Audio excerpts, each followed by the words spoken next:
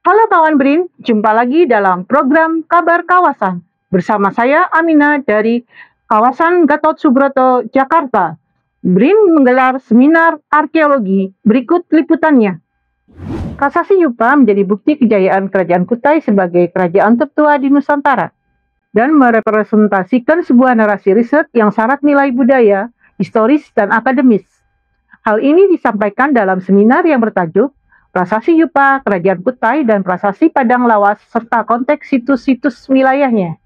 Badan Riset dan Inovasi Nasional (BRIN) mengkaji ulang prasasti Yupa di Muara Kaman sebagai landasan ilmiah utama untuk mengusulkan situs Kerajaan Kutai sebagai Memory of the World kepada UNESCO.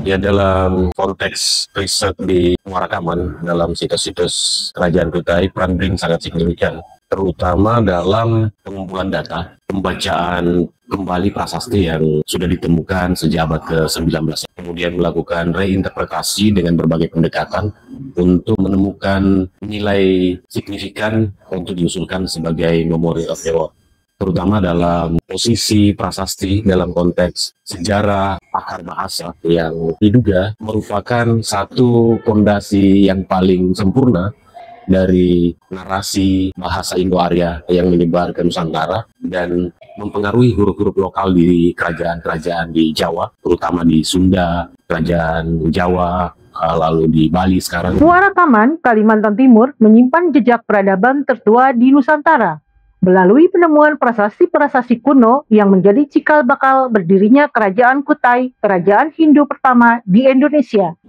Manfaat dari riset prasasti Muara Kaman itu penting untuk penulisan sejarah nasional Indonesia karena ini prasasti tertua di Nusantara yang ditemukan pada tahun 400 Masehi di Kutai, Kalimantan Timur. Itu merupakan tonggak sejarah peradaban Nusantara. Bukti prasasti Yupa abad ke-4 Masehi menunjukkan kuatnya pengaruh India dan kekayaan alam lokal.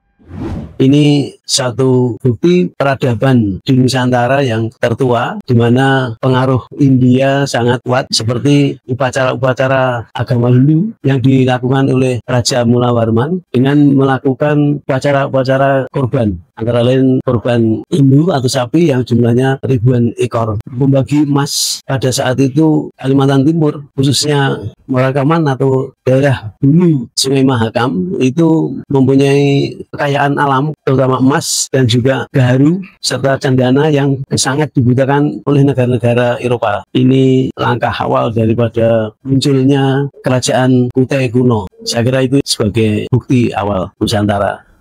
Prasasti Padang Lawas menunjukkan adaptasi aksara Palawa India menjadi aksara Sumatera kuno, membuktikan kemampuan masyarakat Nusantara mengadopsi pengaruh asing sambil mempertahankan identitas budayanya sendiri dan membentuk fondasi bahasa Indonesia. Prasasti yang ada di wilayah Kebun Bakalaan Hindu Kuda Padang Lawas yang ada di Provinsi Sumatera Utara ditulis menggunakan aksara Melayu kuno dan menggunakan bahasa Melayu kuno. Meskipun ditemukan juga beberapa penggunaan aksara bahasa Sanskerta. Dan penggunaan bahasa Melayu kuno ini sebenarnya merupakan bahasa turun Austronesia, di mana kita sebagai masyarakat Austronesia itu memiliki bahasa sendiri, meskipun sebenarnya aksaranya kita adopsi dari asing. Dalam konteks hal ini adalah aksara Palawa dari India. Penggunaan bahasa Melayu kuno merupakan bukti bahwa kita sebagai masyarakat Indonesia dapat mengadopsi, namun kita juga dapat memodifikasi sesuai dengan budaya kita sendiri. Situs-situs arkeologi di Indonesia, termasuk prasasti Yupa di Kalimantan dan prasasti Padang Lawas,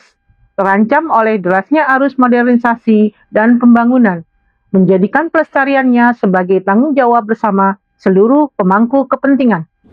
Untuk semua situs-situs arkeologi, termasuk prasasti Yupa maupun prasasti-prasasti Padang Lawas, tantangan utamanya adalah modernisasi. Berbagai pembangunan berdampak agak mengurangi kondisi situs-situs arkeologi, sehingga pelestariannya perlu lebih ditingkatkan, baik BRIN maupun pemerintah setempat maupun semua pihak yang terkait, semua stakeholder, semua pemangku kepentingan itu harus bersama-sama membantu melestarikannya. Kalau tidak, ini akan semakin tergerus dan akan semakin hilang. Walaupun sekarang prasasti Yupa itu semuanya sudah di Museum Nasional. Prasasti Yupa dan situs arkeologi Nusantara adalah jendela peradaban.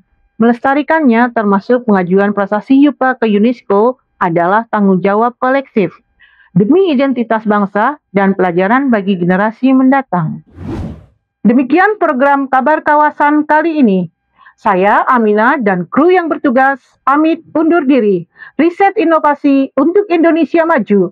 BRIN TV, TV Riset, Temenau.